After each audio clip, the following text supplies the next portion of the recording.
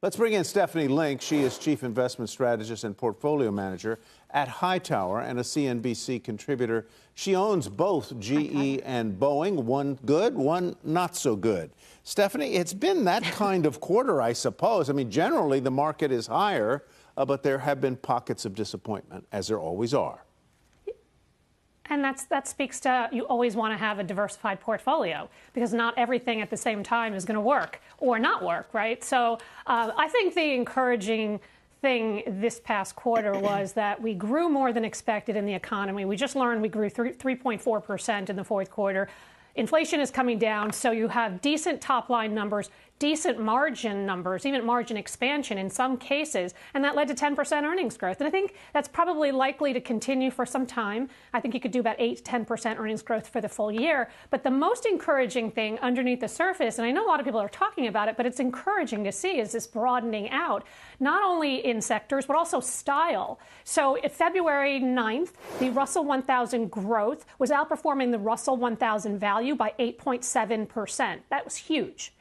But fast forward to today, Russell 1000 growth is still leading value. However, that gap narrowed to 3.7%. So that's encouraging. So it's telling you that people aren't just chasing the growth names. They are looking for value. And oh, by the way, the XLE, the XLF, the XLI, all value sectors are actually beating technology year to date in terms of performance. And so I'm not saying abandon tech. I think you want to have some tech. I've been adding to some actually on the weakness, but I do think there are other areas in the markets that are getting more attention. And I think that's just healthier, Tyler. And Stephanie, before we talk specific names, you're overweight in energy, industrials, financials, and discretionary, and housing is your favorite subcategory. Explain why you're focused on these specific areas. Yeah, so housing, first and foremost, I think the consumer is a lot stronger than people give them credit. A lot of that has to do with jobs and wages as well. Confidence is high. Savings is at about 4%. We have $6 trillion on the sidelines in money market funds. People feel good getting about 5% just to park money in cash. So I think the consumer is doing well, and I think that is translating into housing. Housing had their recession last year, and so we are starting to see a recovery. We got great housing starts numbers this week, up 10% sequentially. We had single-family permits on a year-over-year basis. We're up almost 30% year over year, and permits are a leading indicator. We're 5 million homes short in the country. We have 5 million millennials that are first-time buyers. And if you talk to any of the home builders, they're telling you that they haven't overproduced. They're actually underproducing for the last 14 years. So the supply-demand dynamics are pretty attractive to me, and the home builders are super cheap. Walk us through your thinking on Boeing.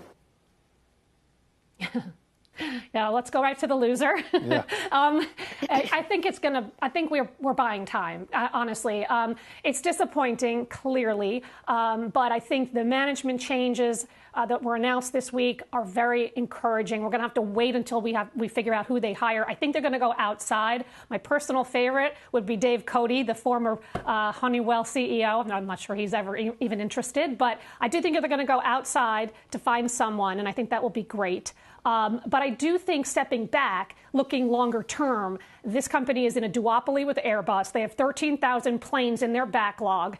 Boeing has 9 years worth of backlog. So it's not that there's not demand. Obviously, they've got to control the safety part and the quality, and I think eventually they will. And by the way, they already lowered guidance for free cash flow for the first quarter, -$4.5 billion.